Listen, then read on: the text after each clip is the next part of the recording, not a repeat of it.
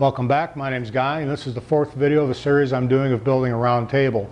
Previously I've made the legs, I've made the round skirts, and I've done the joinery for the legs. Now if you've missed any of those episodes, I'll leave a link in the corner for you to go take a look at those later. This time, I'm going to show you how I made this, which is a tabletop.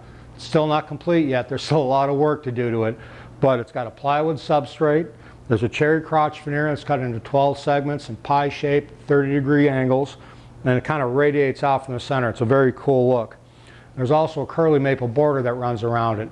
Now I've also written a blog for this, and it's on the finewoodworking.com website. I'll leave a link to that in the description below. Go take a look at that and you can download the full article on this, and it gives you very, very good instruction, basically the same instruction I used to make this. So we've got a lot of work to do. Let's get to it.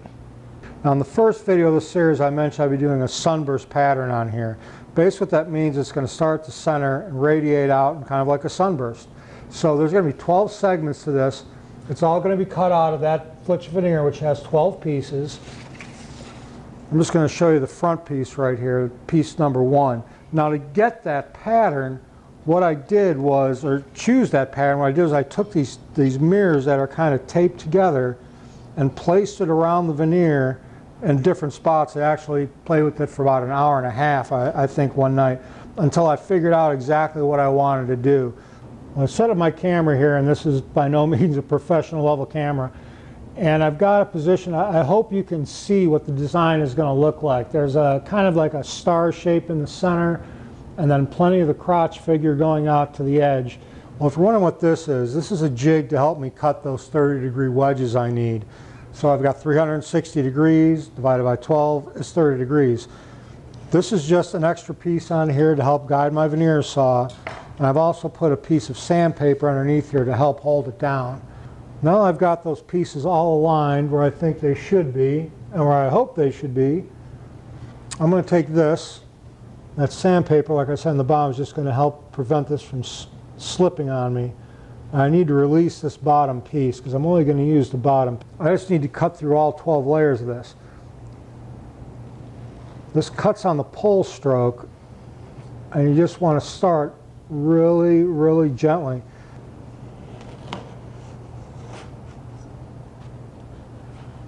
So let's take a look at this template again. This is going to be the center line. This is going to be a half, and this is going to be a half. If you look at this layout, it goes 1, 2, 4, 6, 8, 10, 12, 11. Doesn't make any sense.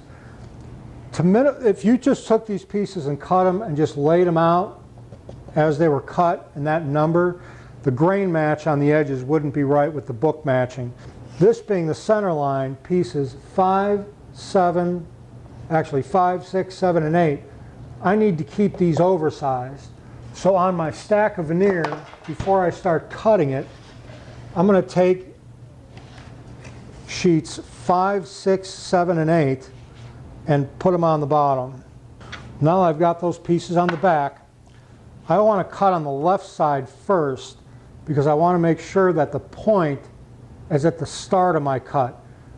If you've ever cut veneer before, you know what I'm talking about. There's more likelihood of it blowing out back here.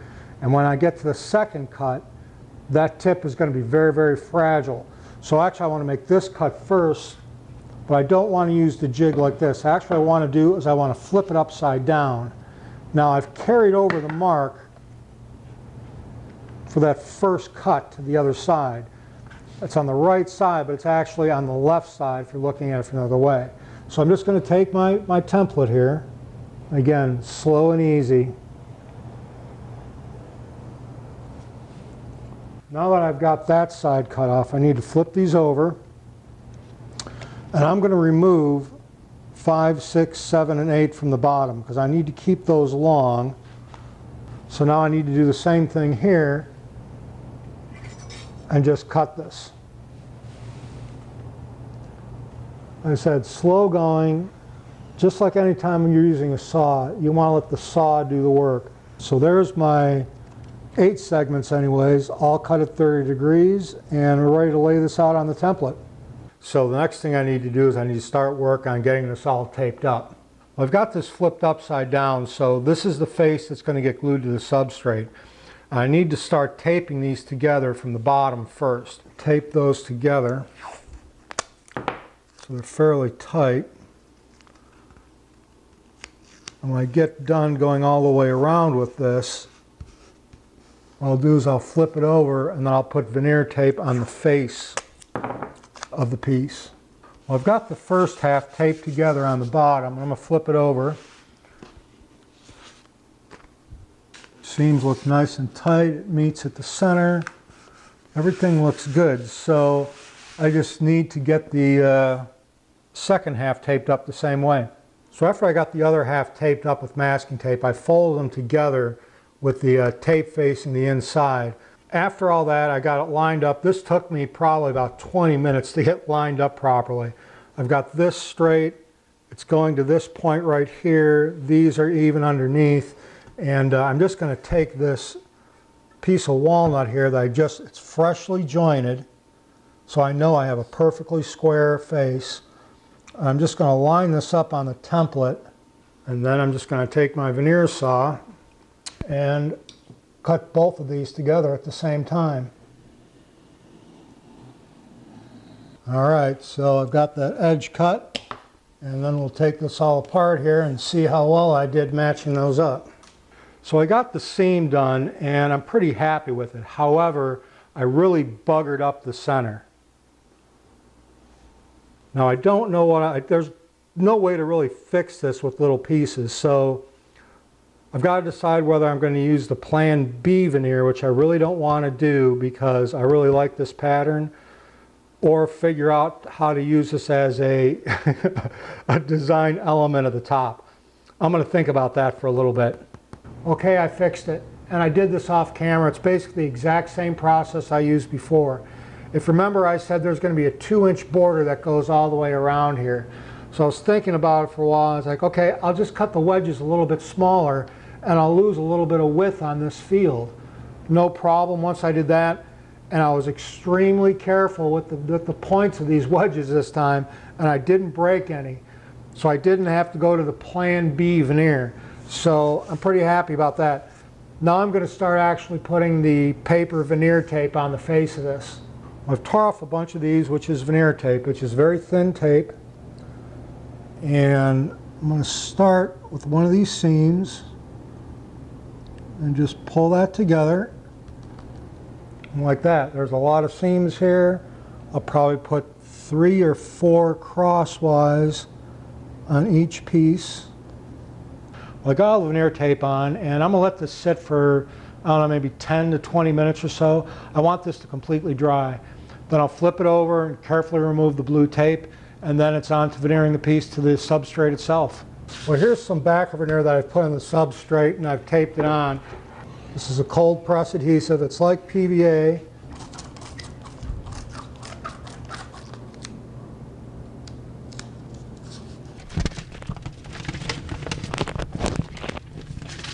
Alright, now I can attach my vac hose and then start removing the air from inside this bag. That'll take a few minutes. Well, the pump shut off and it's about 23 inches of mercury, which means there's like 18 gazillion pounds on this. I really don't know. It's a ton of pressure. So the manufacturer of the glue on this recommends that it sits for 45 minutes to an hour. I'm going to let it sit for an hour and then we'll come back and get it out of the bag. It's out of the bag and everything seems to be okay. I'm just going to let this dry completely and I'll let it sit overnight, and then I'll remove the veneer tape tomorrow. So we need to start working on cutting the top, and it's going to be cut in kind of an unconventional way. The major issue is I can't put any holes in the center to guide a router or anything like that, and I can't put one in from underneath because I don't know exactly where that center point is. Now I do know where the center point is because I have the 4 quadrants of the pattern here, and I've got a perfect X. So what I've got is a piece of MDF with some sticky tape on it, and I've drilled a 5/16 inch hole, and what I need to do is match up those lines for the quadrants with the corners of this block. So now that I've got that block in place, it's going to stay here for quite a while because I need to do a bunch of different operations with it. The first is I need to mark a 24-inch outside diameter all the way around here.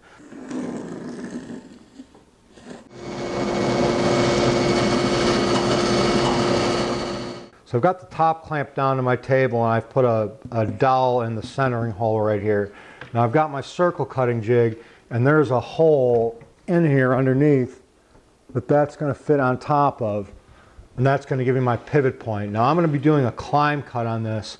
I'm going to be going clockwise because I need a clean an edge as possible right here. I've got a 1/2 inch straight cutting bit in here.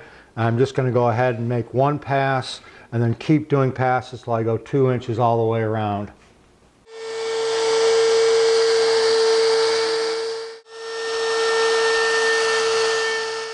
So that went pretty well. There's no splintering on here because of the climb cut, and I removed all that veneer from the outside edge. So now I have to start working on cutting the maple border pieces that are going to be fitted into here. So this is the curly maple veneer that I'll be using for the border for the piece. I have flattened this already, and what this grid is, I need pieces that are about 3 inches long and about 2.5 inches wide. The grain's going to run perpendicular going out from the center of the piece.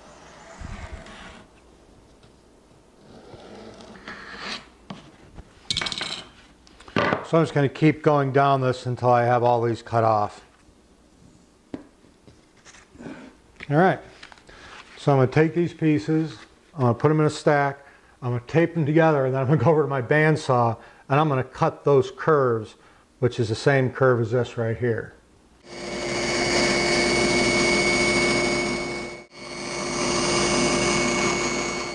I've started to install the border for this, and let me show you what I have going on here.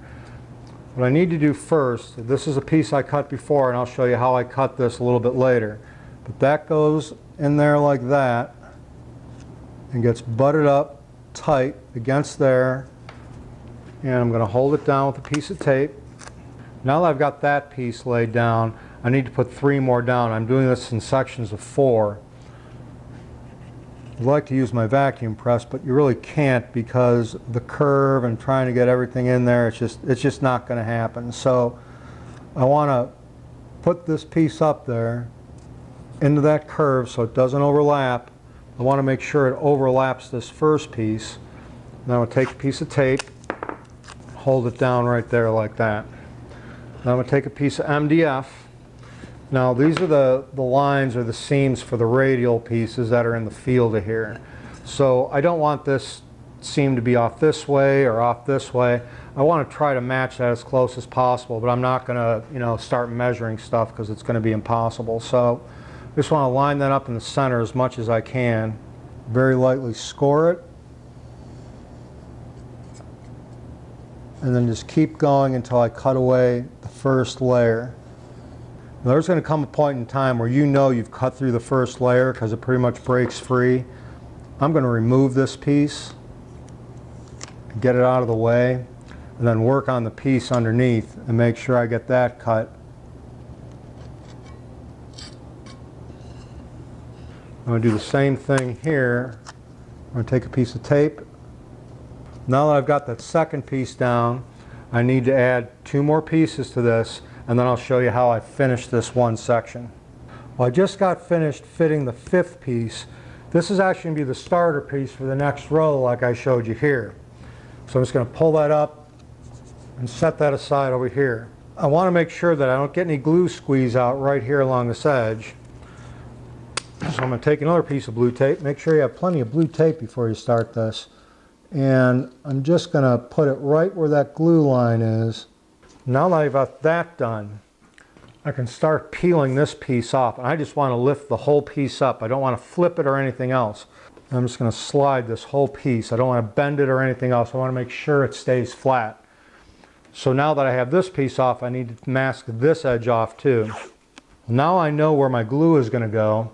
I'm going to take some glue, and this is the same cold pressed veneer glue that I used to do the field, everything else here. And I'm going to put some on here. Now that I've got the glue spread out, I can very carefully take this piece, put it back on, and get it all lined up again. So I'm going to use this caul, and basically what it is, it's a piece of plywood that's cut to the same radius as the rest of the table, and I put some packing tape on it so it doesn't get stuck to it. So after I've checked that to make sure everything is flat, I'm just going to put that in place, make sure it covers the piece, and then I'm just going to start to put some clamps down. After I get these all nice and tightened down, I'm going to let this sit for 15 to 20 minutes, and that glue will have set up enough where I can continue on, and I just need to go around the rest and finish the piece off. Well, that's it for now, and I hope you enjoyed this episode. Next time I'm going to be cutting an inlay that goes between the field and the border. I'm going to be cutting it to size, putting on the edge banding, and also putting another inlay that goes all the way around the top. It's going to be a lot of fun. So as always, if you have any questions or comments, please leave them in the comment section below, and thanks for watching, and we'll see you later.